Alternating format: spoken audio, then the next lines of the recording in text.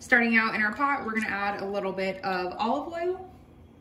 Then we can add 1 large chopped onion and 1 bell pepper. Then we can give it a stir and let it sweat out for like a couple of minutes. So this is when I tell you guys, like, make enough so that you have leftovers, and not just leftovers for like a day or two, but for like literal weeks. You can eat this like multiple times. This is gonna make a pretty big batch because we're gonna use 2 cans, so like about 1 pound of what would be dry beans. And the thing that I like about these, I'm probably gonna make like a bean and cheese and Mexican rice burrito with these, and so many other things, but it's just good to have these in the freezer. So literally make this recipe, eat whatever you're gonna eat for today and tomorrow, and then throw the rest in the freezer, portion it out in like quart-sized bags, and you'll have beans whenever you need them. Also to the veg, I'm gonna add a tablespoon of garlic, so roughly 4 cloves. Then I'm also gonna add 1 diced jalapeno. It's really not gonna be very hot because it's gonna cook out for a while because I want the beans to get like nice and thick and creamy. So you're not really gonna taste the heat, but definitely leave it in there. Give it a stir again. You wanna make sure the garlic doesn't burn. Then we can go ahead and add our seasonings. I'm gonna add almost 2 teaspoons of some cumin, 2 teaspoons of paprika. Remember, paprika is just mainly for color, very little flavor. 1 teaspoon of some garlic powder, 1/2 teaspoon of some Mexican oregano, about 1/2 teaspoon of some cracked black pepper. Then give it a mix. The reason we're adding our spices at this point instead of in the end or once everything is like nice and combined is because you want to let your spices bloom. So you see how they're sticking to the bottom of the pot? They're toasting and just warming up and bringing out all of their flavors. If you were to make the same exact dish and have them side by side, do everything the same and add your spices last, you're really going to be able to tell which one was able to just bloom and like caramelize. Then to that, we're gonna add a 14.5 ounce can of some petite diced tomatoes with all of its juice.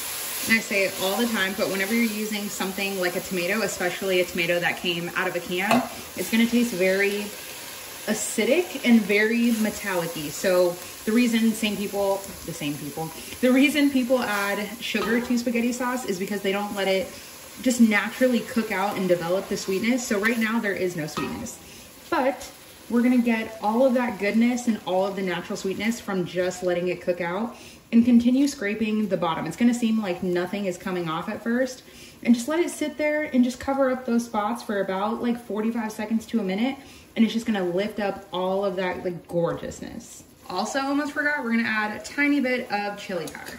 Then to this, we're gonna add 2 cans. Oh, I'm spilling. Oh my God, I hope I caught that on camera.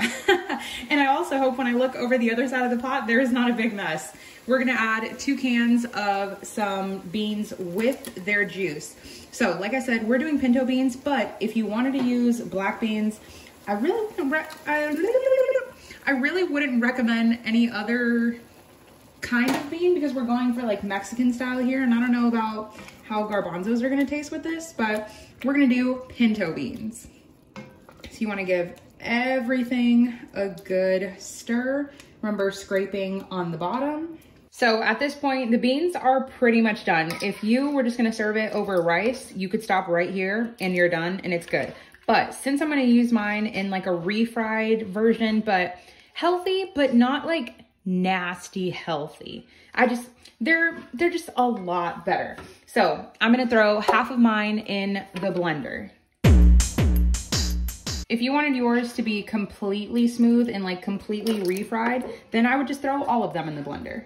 So once I have half of it in the blender, then I'm gonna add 1.5 cups. This is a big old piece of ice because it was frozen, but we're gonna add 1.5 cups to 2 cups of either some chicken broth or water. I'm using broth because you guys know I make my own, but this is it, and we'll go and blend it. So I blended everything. The best way I know how to explain this is like a bean smoothie, like really, really thin.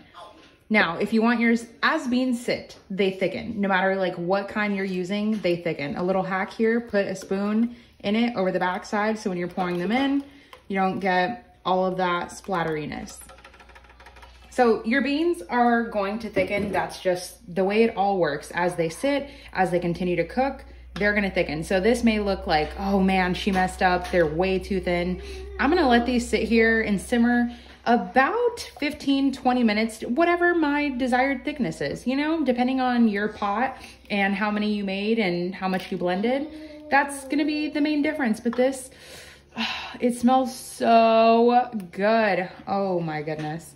I'm gonna let this sit for maybe 15, 20, probably even 30 minutes on like a simmer, just so we see like a good amount of bubbles and until it's my desired thickness. So it was about a good 35 to 40 minutes. Now, I did add a little bit too much liquid. I added 1.5 cups, so I probably would stick with 1 cup. Now, of course, it depends whether you're using canned or fresh. You might need a little bit more or, you know, a little bit less. I think this is good. Like I said, as they sit, they're just gonna cool, and obviously they're gonna cool.